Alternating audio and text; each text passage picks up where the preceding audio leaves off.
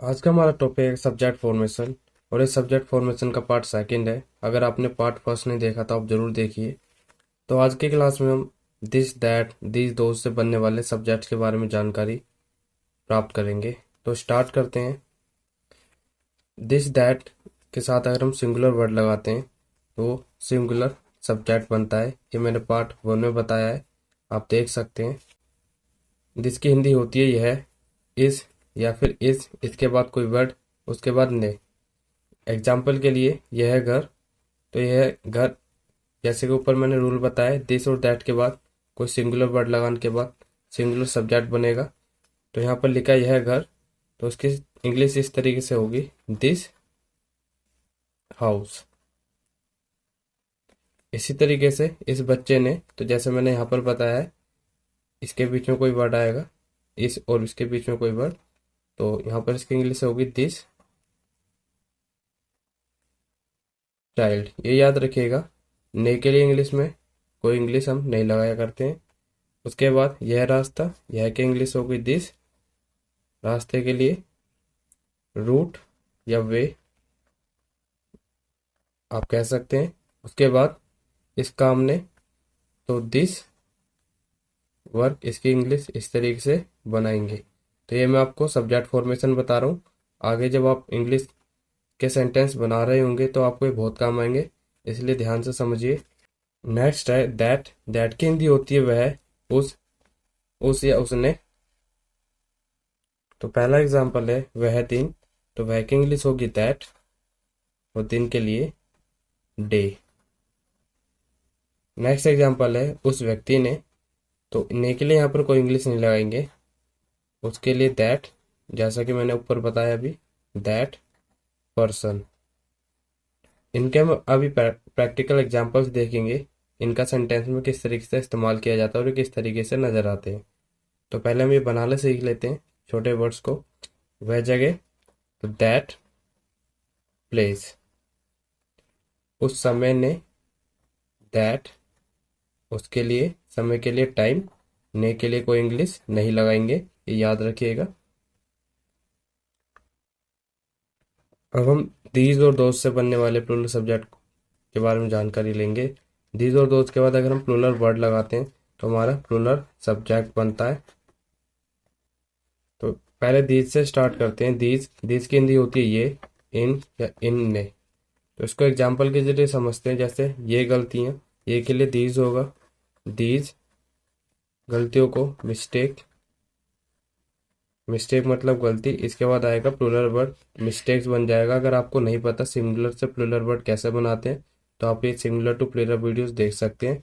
इन बच्चों ने, इनके लिए होगी दीज इंग्लिश, दीज बच्चों को चिल्ड्रन कहेंगे, ने के लिए कोई इंग्लिश नहीं लगाएंगे, दीज चिल्ड्रन, इस तरीके से इसकी इंग्लिश होगी। नेक्स्ट एग्जाम्पल देखते हैं। ये दिन, ये के लिए होती है इंग्लिश दीज, और दीज के बाद प्लूरल वर्ड आता है तो हम इसको डेज बोलेंगे, दीज डेज। इन नेताओं ने, तो दीज नेताओं को लीडर बोलते हैं, तो उसके बाद प्लूरल वर्ड बनाएंगे लीडर्स, दीज लीडर्स। तो इस तरीके से दीज के सब्जेक्ट से हम दोस्त से बनने वाले सब्जेक्ट देखेंगे। दोस्त की हिंदी होती है वे, वो, उन या फिर उनने। तो उसका एग्जाम्पल के लिए समझते हैं। जैसे वो जानवर, तो दोज एनिमल्स। ये आपका प्लूरल सब्जेक्ट की तरह काम करेगा, याद रखिएगा। उसके बाद उन जानवरों ने, तो उसकी इंग्लिश होगी दोज, ने के लिए कुछ नहीं लगाएंगे, दोज एनिमल्स। अब हम पजेसिव एडजेक्टिव से बनने वाले सब्जेक्ट्स जानेंगे, और ये भी जानेंगे पजेसिव एडजेक्टिव क्या होते हैं, साथ ही इनसे किस तरीके से हम सब्जेक्ट बनाएंगे। ये याद रखिएगा, पजेसिव एडजेक्टिव को मैं आगे पी ए लिखूंगा, मतलब शॉर्ट में पी ए लिखूंगा, तो आप इसका मतलब समझ लेना। इससे पहले हम ये एक टेबल देख लेते हैं, ये इंग्लिश में बहुत इंपॉर्टेंट होती है। तो इस लाइन में जितने भी लिखे हैं मैंने सब्जेक्ट लिखे हैं, आई, वी, यू, दे, इस तरीके से। इनकी हिंदी मैंने पार्ट वन में बता दी है, आप देख सकते हैं। उसके बाद मैंने लिखे पजेसिव एडजेक्टिव। पजेसिव एडजेक्टिव जैसे माई, अवर, योर, देयर, इन्हें पजेसिव एडजेक्टिव कहा जाता है। उसके बाद ऑब्जेक्टिव केस जैसे मी, अस, यू, देम। उसके बाद रिफ्लेक्सिव प्रोनाउन लिखे हैं जिनकी हिंदी स्वयं या खुद होती है। तो ये याद रखिएगा, जैसे कि मैंने पहले बताया था पार्ट 1 में, आई की हिंदी मैं, मेरा, मुझे, कुछ भी हो सकती है। अगर ये स्टार्टिंग में आ रहा है तो आप इसके लिए आई लगाएंगे।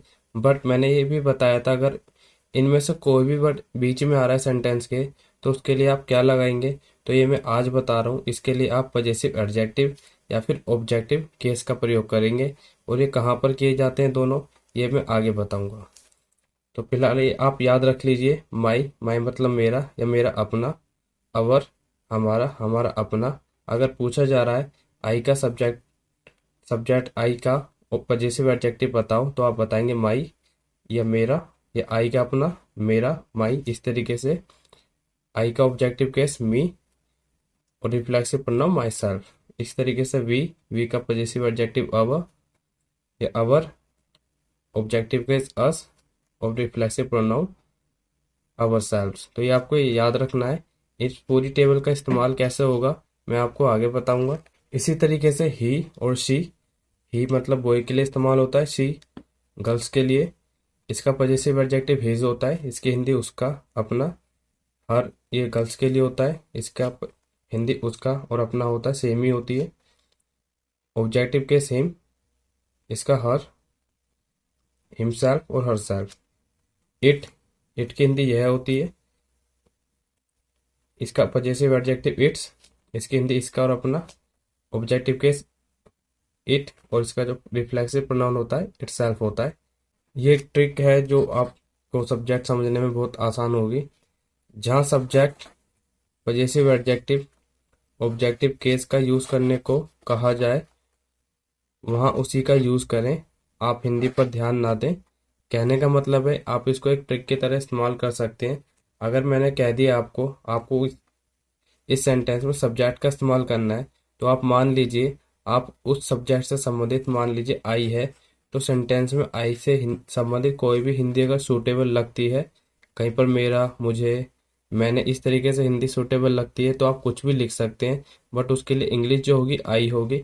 इसी तरीके से पीए ऑब्जेक्टिव केस अगर जहाँ पर मैं प्रयोग करने की कह रहा हूँ तो उसकी हिंदी कुछ भी आए आपको वही इस्तेमाल करना है।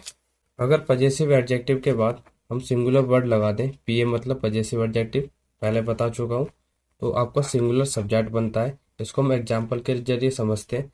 जैसे मेरा भाई, तो मेरे का पजेसिव जो हिंदी होती है माई होती है, माई ब्रदर। तो ये आपका सब्जेक्ट जो बना, सिंगुलर सब्जेक्ट बना। ये आप इसके पीए वाले सब्जेक्ट याद कर लीजिए, तब आपको बनाने में आसानी होगी। इसका पेज, इसका के लिए इंग्लिश मैंने इट्स बताई है और पेज की इंग्लिश पेज ही होती है।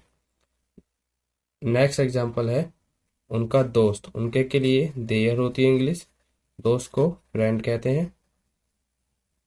अवर हाउस, इसकी इंग्लिश होगी अवर हाउस।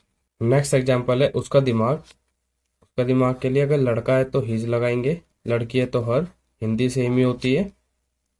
माइंड या ब्रेन, इसका असर, इसका के लिए इट्स, असर के लिए इफेक्ट या इम्पैक्ट। अगर हम पजेसिव एडजेक्टिव के बाद प्लूरल वर्ड लगा दें तो हमारा प्लूरल सब्जेक्ट बनता है। अगर आपको प्लूरल वर्ड बनाना नहीं आता तो आप सिंगुलर और प्लूरल वर्ड कैसे बनाते हैं ये आप वीडियो देख सकते हैं।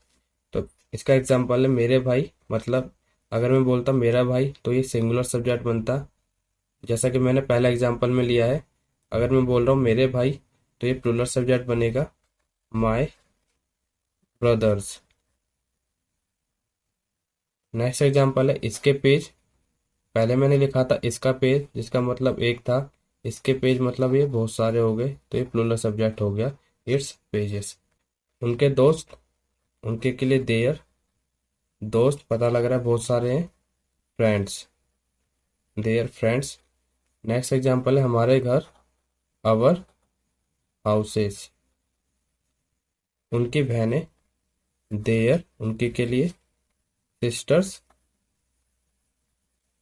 इसके प्रभाव, इसके के लिए इट्स इफेक्ट्स। इसके बाद प्लूरल वर्ड आएगा, ये याद रखिएगा। अब हम इनके कुछ प्रैक्टिकल सेंटेंस देखेंगे, ये किस तरीके से नजर आते हैं सेंटेंस में। जैसे उसका भाई, तो ये जो अंडरलाइन वर्ड है उसका भाई नहीं आया, तो ये आपका पूरा सब्जेक्ट हो गया जो कि सिंगुलर सब्जेक्ट है। इसका पेज आपका सिंगुलर सब्जेक्ट हो गया, अच्छा है, इस तरीके से ही आएगा। तो आप इसका पेज के ट्रांसलेशन इट्स पेज से करेंगे जैसा कि मैंने आपको बताया है। उसके बाद वह लड़का, इस बच्चे ने, उसका दिमाग, इस तरीके से सेंटेंस में नजर आते हैं। और लास्ट एग्जांपल, मेरा फोन,